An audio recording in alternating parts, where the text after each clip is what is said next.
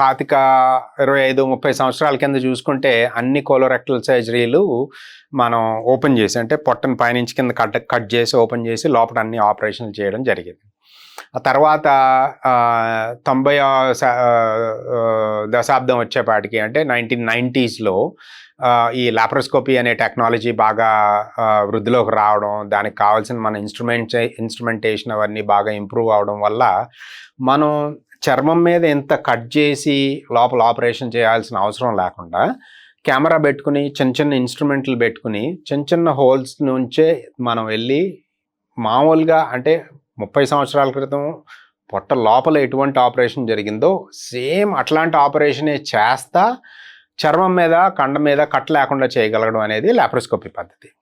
So దాన్ని మనం ఇంకొక లెవెల్కి ఎప్పుడు తీసుకెళ్ళామంటే, ఈ లాప్రోస్కోపీ అనేది మనం ఒక టీవీ స్క్రీన్ మీద చూస్తే ఆపరేషన్ చేయడం జరుగుతుంది. సో ఈ టీవీ స్క్రీన్ అనేది 2 డైమెన్షనల్. దాన్ని మనం ఇంకా ప్రిసైజ్గా ఉండడానికి గాను 3 డైమెన్షనల్ టెక్నాలజీ మనం దాన్ని ఇన్కార్పొరేట్ చేసుకోవడానికి గాను ఈ రోబోటిక్ ప్లాట్ఫామ్ అనేది రావడం జరిగింది. సో ఈ రోబోటిక్ ప్లాట్ఫామ్లో మనం కన్సోల్లో కూర్చొని ఆపరేషన్ చేసేటప్పుడు, అండ్ అగైన్ రోబోటిక్ సర్జరీ అంటే రోబోట్ ఏమి ఆపరేషన్ చేయదు, అది అక్కడ ఉంటుంది, సర్జనే దాన్ని కంప్లీట్గా ఆపరేట్ చేస్తూ ఉంటారు ఆయన. కాకపోతే దాంట్లో మనకున్న అడ్వాంటేజ్ ఏంటంటే, ఈ రోబోటిక్ ప్లాట్ఫామ్ ఉన్నప్పుడు మనకి చూసేదంతా మనకి 3D వ్యూ వస్తుంది. అంటే ఓపెన్ ఆపరేషన్లో ఎంత చక్కగా అయితే మనకి 3D వ్యూ కనపడేదో అది మళ్ళీ లాప్రోస్కోపీకి వెళ్ళేపాటికి కొంచెం తగ్గింది, ఎందుకంటే అది 2 డైమెన్షనల్ వ్యూ అయింది. మళ్ళీ రోబోటిక్ ప్లాట్ఫామ్ వచ్చేసరికి మళ్ళీ 3 డైమెన్షనల్ అయింది, ఇంకా మెరుగుపడింది మనకి. ఇవి మనకి ఓపెన్ అంటే రెగ్యులర్ కోలోరెక్టల్ సర్జరీ, లాప్రోస్కోపిక్, రోబోటిక్లో ఉన్న అడ్వాంటేజెస్. అయితే అందరిలోనూ రోబోటిక్ సర్జరీ కానీ లాప్రోస్కోపిక్ సర్జరీ కానీ చేయడానికి కుదురుతుందా? కుదరదు. కొన్ని పరిస్థితుల్లో లాప్రోస్కోపీ సర్జరీయే సుపీరియర్గా పనిచేస్తుంది మనకి. ఎందుకంటే ఇప్పుడు ఒకవేళ రైట్ సైడ్న కుడివైపు పెద్ద పేగము ఇబ్బంది వచ్చింది అనుకోండి, దానికి ఆపరేషన్ లాప్రోస్కోపీ సర్జరీ చేయడానికి యావరేజ్న 40 నుంచి 50 నిమిషాల్లో ఆపరేషన్ అయిపోతుంది.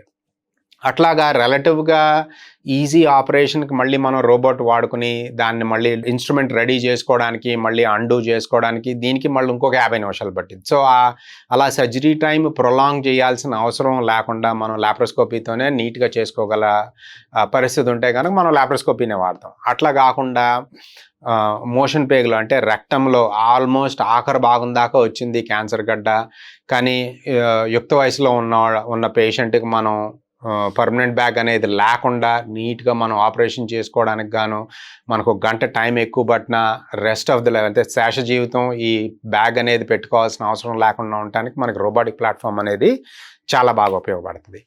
అలా కాకుండా ఒకవేళ ఏదైనా పేషెంట్కి గతంలో ఒక 2-3 ఆపరేషన్లు అయిపోయినాయి అనుకోండి ఏదో కారణం వల్ల, అటువంటి వాళ్ళల్లో లాప్రోస్కోపీ ఆపరేషన్ కానీ రోబోటిక్ ఆపరేషన్ కానీ చేయడానికి కుదరదు.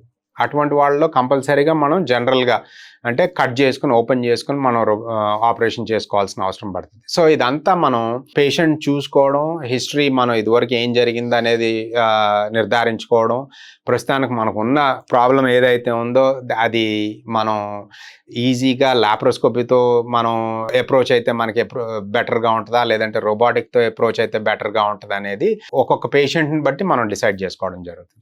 మీరు తీసుకునే అదే మందులు, అదే నాణ్యమైన మందులు, కానీ సగం ధరకే. అవును, మెడ్ ప్లస్ బ్రాండ్స్ పై 50 to 80% తగ్గింపు.